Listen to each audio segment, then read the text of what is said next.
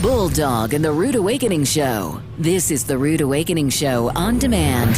Lights, camera, action. Rudy Childs, filmmaker in the studio with us. Hey, Rudy. Good morning. Good morning. Again, congrats. You're kicking off the film festival. Did you know that? Yeah, I'm very nervous about that. Are you? Well, you why? are not. You don't seem like the type of guy to be nervous. Well, you know, it's the premiere of this film, and I'm Sorry. just it is politically incorrect. That's fine. So it seems where's the problem?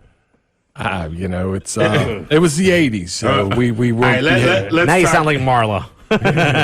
This. All right, so the film we're talking about 1985, Indestructible. Yes. Okay, and what is the film?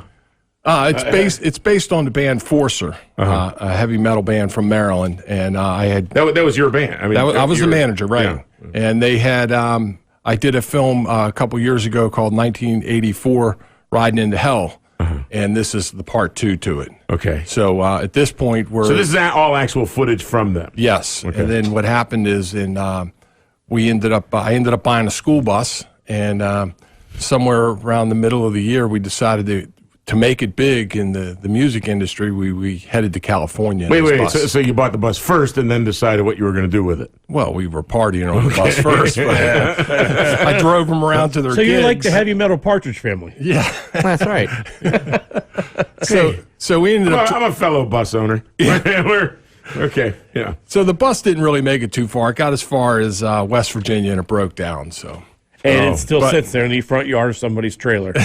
Now you just showed me a picture of the bus. yes, That was a nice looking bus. Yeah, It's like a 19 '78 Harvester. 1960. Harvester, Yeah. though? Yeah, I can't remember now. I remember that it overheated and it cracked the head. So we were done, and we ended up having to rent a truck. I guess we rented it. We got a truck. You stole- allocated. You stole the truck. Okay. Like I and- said, politically incorrect. Right.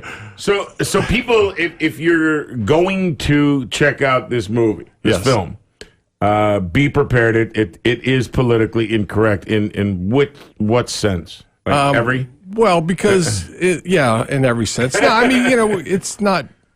Jeez, you'd have to come see it. It's a sign of the times. They, you know, in between bands, they had a wet T-shirt contest, and Nice. you know, so that.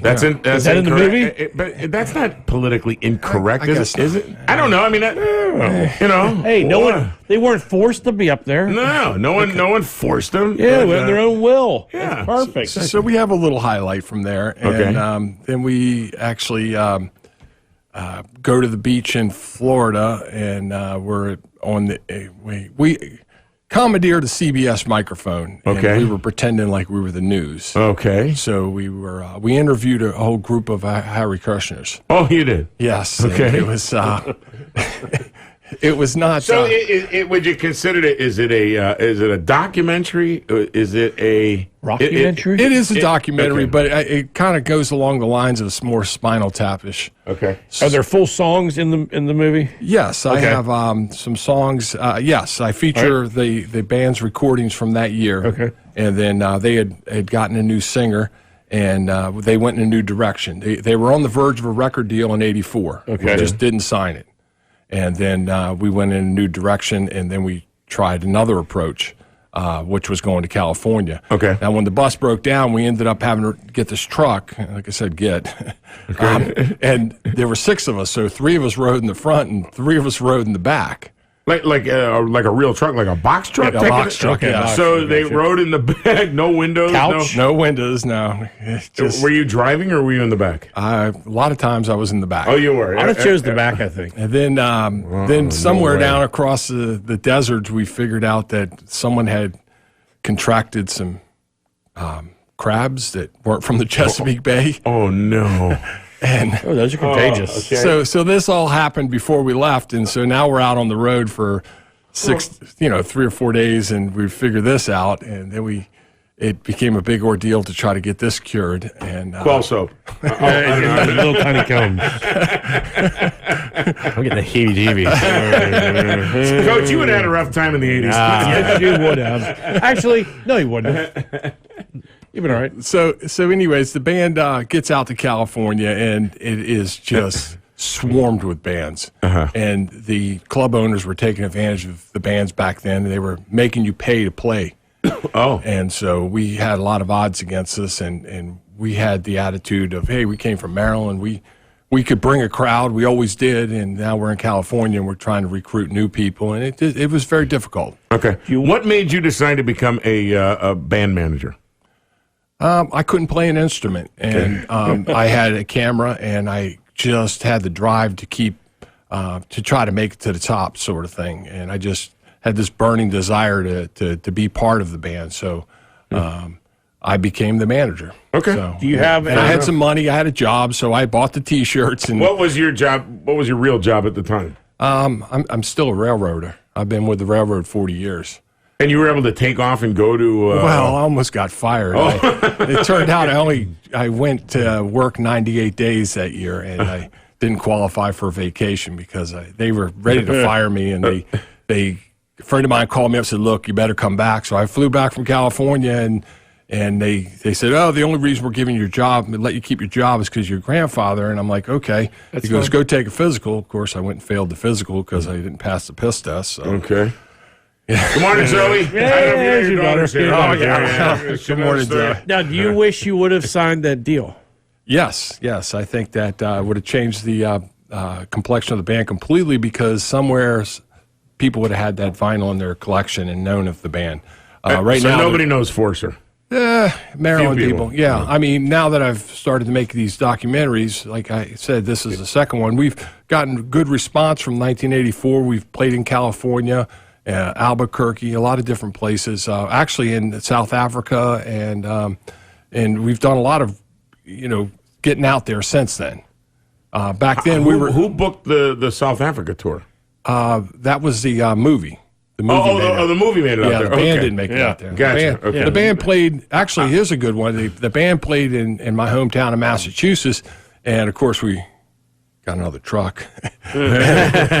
So we were up there loading the equipment in, and all of a sudden, all the crew was in there loading in. I looked out and said, who's moving the truck? And someone actually stole the truck we stole. So I start chasing this truck, and we're running through the neighborhood, and the band members are running everywhere trying to chase this truck down. And I catch the guy at this intersection, and I jump onto the mirror, and I fall off. And when I fall off, I landed in the street, and the truck runs me over. Jesus. Okay, so I get up. Now I'm pissed, so I'm chasing the truck at this point, and he's got nowhere to go, and I'm like one step behind him, so he slams on the brakes. So boom, I smack into the back of the truck, and now I'm laid out in the street, run over. Didn't you think not run right behind it was good? Maybe off to the side of it? Wasn't thinking of this. I got you. Like, he just told you didn't pass the piss test. Okay. I'm laughing at the fact that they stole the truck that we stole. So when we got the truck back, the police go, you got to come down to the police station and look at the mug shots. Maybe you can pick the guy out. And I'm like, okay. So I go down there. It's a big book, and I start flipping through the pages, and it's like looking at the old high school yearbook. All my friends are in there, Oh, my God. You just remind me of a story. All right, so we were... yeah, go ahead. So that's the kind of nonsense that goes on in the movie. And that's all filmed? All of it? Yeah, what I have for film I use in there. And maybe that's why you ran to the truck. You were filming the whole time. You didn't want to let that camera... I had gotten in a situation one time where something happened, and I had to go down and identify people. And so they had the book, very similar to yours. It was kind of like the yearbook. And there you are. And then I'm looking through this, and I'm going, no. And then I see somebody that I know he was not part of this thing, but I didn't like the guy. I was like, should I or shouldn't I? Yes. And I just said, no. I was that close. Oh, it would have been a good one. In a second. Yeah. Well, see, I know you would have. Anyway. Did you say you're from New Hampshire? Massachusetts. Yeah. So we drove down. What got you to Maryland? I actually lived in Maryland. I'm from Maryland. We moved up there 15 years ago because I was raised in a family and my parents live up there. Okay. So I've always had that connection with Massachusetts. I worked on the railroad, so I traveled free. All right, here's a railroad question for you. Those little trucks, they go in there and crank it up so you can ride in the rails like a pickup truck? Yeah. How fast can you drive in that thing? FRA lets you do 25 miles an hour while they're doing the inspection of the rails. They'll let you, but how fast can you go? I'm asking. I'm not going to let you. Well, you could probably get how fast you 50 have to go? miles. I've seen guys go pretty quick. That's actually my job, as I'm a dispatcher, and I put those guys on the rail and make sure the trains don't hit them. Okay. Wait. You put the guys on the train and make sure the guys don't hit them. Yeah. And if you're wrong, problem. Okay. What's your record? I'm flawless. So. I don't meet the guys who say, well, I'm 147 and 62. No, it's one of those It's still a jobs. winning record. Yeah, you can't make a mistake on that job. So I took a dispatcher job when I moved to Massachusetts. So, Okay. So is that home now, Massachusetts? Yeah, I'm eventually going to move back to this area. Okay. All right. If people want to come see the film, where is the film playing today? It's the Gold Coast, the theaters. Yeah, there. yeah. Okay. You're at Gold Coast Theaters, yep. Yeah, and that it's starts at noon. Noon, yep. High noon. Oh, wow. Early show. Yeah, and So you truly are kicking this film festival off. yes, it is, and it's quite an honor to be part of this. I really have a very high opinion of the Ocean City Film Festival. I've been around to a lot of festivals, and they have put together something that just keeps growing and getting better every year. So Yeah, no, it's quite an honor great. to be selected. Are you going to be here Sunday for the award party? Oh here yeah, at Secrets? we came in the last couple of years. We were like second runner to Audience Choice. So Okay. who knows? Maybe this year. You know. Well, good luck on it, man. In between movies, you're going to hit the Wool and Fiber Fest? Oh yeah. My cousin, she runs the festival. Yeah, they're down there. back. You heard the commercial? It's the best one ever. No, I haven't had to listen to that one. Oh, you haven't heard the commercial? No. Oh, man. We've been supporting your, is your aunt or your cousin? my cousin, yeah. Susan. She's great. What she's doing, we're doing the Wool and Fiber stuff for 4 years now. I guess. Was it 4 years? Maybe longer. Yeah, they're actually she came to me and she's thinking, I got to have another festival. I just don't know what it is. She killed it. But listen to this commercial, Rudy. You're going to love this. We came up with a. We're back. Ocean City. Yeah, is that a great commercial? That's a great one. Is that awesome? We're back. Ocean City Fiber Expo. Today through Sunday. Ocean City Convention Center. Is it today? Yeah. $5 per day or $5 for the weekend. Vendors, classes, demonstrations, and even a few live animals. woolandfiber.com. Yeah. Anyway, it's a great event. Well, I have to tell you about her latest endeavor. Another one? This will be her third event that she's going to host yearly. Hold on one second. We're going to get to that in a second. Yeah. Hold on.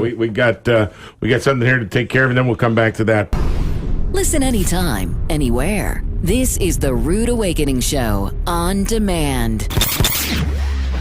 Rudy Childs in studio with us, a filmmaker who's going to be kicking off the Ocean City Film Festival today at the Fox Gold Coast with his film 1985 Indestructible. Right. That is that's starting off the show at noon today.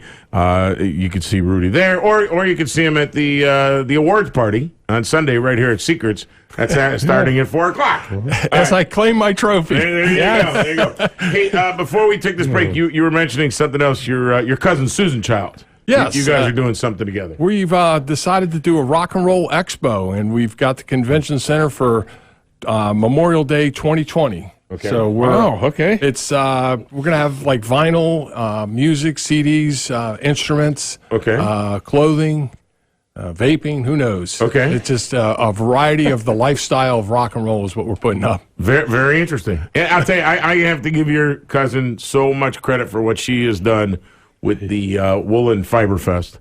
Starting out with this little thing with like 15 vendors, and now it's just it's back. It's like 60 vendors, and she's. I heard she bought a cruise ship. She's taking around the world. She's starting to cruise. An Indian cruise now. Yeah. It's the fiber cruise. She's financing my movies. There you go. There you go. Is your daughter, is she editing a script? Is that what you're doing? Into the microphone. There you There go. I don't know what you. Okay. Hello, Zoe. Hi. You're a filmmaker as well. No. Oh. Okay. Okay. What are you doing there? We're editing the written version of 1985. You're editing it. So, It's not Dad even- made a lot of mistakes, is what you're saying? Apparently, she's back there like. Oh my God! It looks like one red stroke after the next. Yeah, is that No, red? It's no, just he's red Rudy, paper. do you know how to spell? What's the matter No, with he's you, Rudy? doing great. He's quite the author. Okay. All right. But Bulldog needs to buy a script so when he goes out to eat by himself, he can just hold out and read. That's So right. maybe He needs when a you want copy. Bulldog. Just work it up in a script. Take the show full circle once again. This morning you Wow. said you need to buy a script to have around with you. that is. It's for funny. sale, she said. No, Yeah. I mean, No. no. I made a comment. Do you ever go out to eat by yourself? Not really. All right, I guess I'm. Okay, If you did. If you did. If you and Zoe were in a restaurant eating and looked over just one guy by himself and eating by himself, you're like, what's his story? Is that weird? Yeah. Well, Really? See, you think it's weird, Zoe? If I were in that situation? Like, if you, Yeah, would you ever go get a table by yourself at a restaurant and eat? Oh, sure, why not? Thank you, Zoe. It's last night. I told you I went to this place, and it's called One Coastal. It was in Fenwick, and I was right at the bar, which was fine. Nobody has a problem with that. You're sitting No, at a bars bar. are great. Tables Okay. are weird. And I don't know. I have no problem sitting at a table by myself. And I said that when I was in New York, I saw like on the street they would sell these fake scripts, and let me buy one of those for like $1. And it doesn't look like I'm weird. It looks like I'm actually doing something. Yeah, I just don't want to be bothered. Wait, have you ever sat at a table and read a book? Well, forget it. No. I've never. Well, no, take that back. I don't know. Remember Wendy's used to have those newspapers on the table? That doesn't count. well, just to clarify something, what she's editing there, I was a little apprehensive about handing it to her, but it's called The Rock and Roll Days, and I've got close to 100,000 words so far, and it's a book about... And she's putting them in order. It's a book about the rock and roll days. Okay. And it starts in the 70s and goes through 84, 85 and all that stuff. And it's So it's are you all, a filmmaker or an author? What are you? well, there was Rudy? so much stuff that Or a couldn't go railroad into worker. it couldn't go into the movie that I felt that I wanted to still put out there. Gotcha. And so I started going. And the tough thing is that people don't remember those days so well. But I was able to have photographs and concert ticket stubs and all that stuff. So I was able to generate a lot of information that I remembered. Okay. Fair enough. Did you throw anything away? No, I didn't. Not and much. the thing was, So he's like, no. in '81, I went into a Alice Cooper concert and I had a cassette recorder and I recorded the thing. And I never really listened to it too much because we were talking throughout the whole thing, me and this girl. And it turned out that was the stuff that I needed for the book. Because what was going on, our mindset. I was trying to take pictures, and the bouncers are coming down the aisle, and she's, look, hide the camera, and let me switch seats with you, and that kind of stuff. So it was like that kind of story behind it. And if you play out the rest of the tape, we get right back to those sexual harassment ads that we were talking about earlier today. I still never Talk about forget. going full circle here. You were talking about going back to, I think maybe a Forster reunion show or somebody, no, Bill, whatever it was. The last time they played, you apparently got into a fight. The shirt was ripped and bloodstained. You hadn't even washed it and wore it back to the venue. Yeah, that was chapter 10. The bloody shirt, yes. I had an old shirt that I never washed, and it had all the blood on it from being thrown out of the concert. And I wore it to the reunion of the Capitol Center, and those guys were in shock when I walked in. I'm back. I'm back. They Now try and remembered you. throw me They out. remembered me. I was notorious there. I actually, it's a good thing I worked for the railroad because I was able to travel up to Philadelphia and New York to go see concerts after that because I was not welcome there. This is the Capitol Center, you said? Oh, yeah. Landover? That was Yeah. the worst venue ever. They were so strict and much. I hated going to that venue. Yeah, they got on me really You bad. couldn't do so- anything in that parking lot. But the parking lot was hard, and my buddy Jeff Krulik made that movie, Heavy Metal Parking Lot. Try and sell nitrous there, see what happens. I'm just saying. The big balloons. Yeah, I know what they are. All right. Cool. I'm going to get back on track here. Thanks, though. Appreciate all that. Bye, thank you. Thanks for listening to The Rude Awakening Show on demand. The Rude Awakening Show is recorded live in the studios of WOCM. Any questions or feedback can be directed to Bulldog at ocean98.com. Tune in to The Rude Awakening Show live Monday through Friday from 6 to 10 a.m. Eastern on the best of rock. Ocean 98.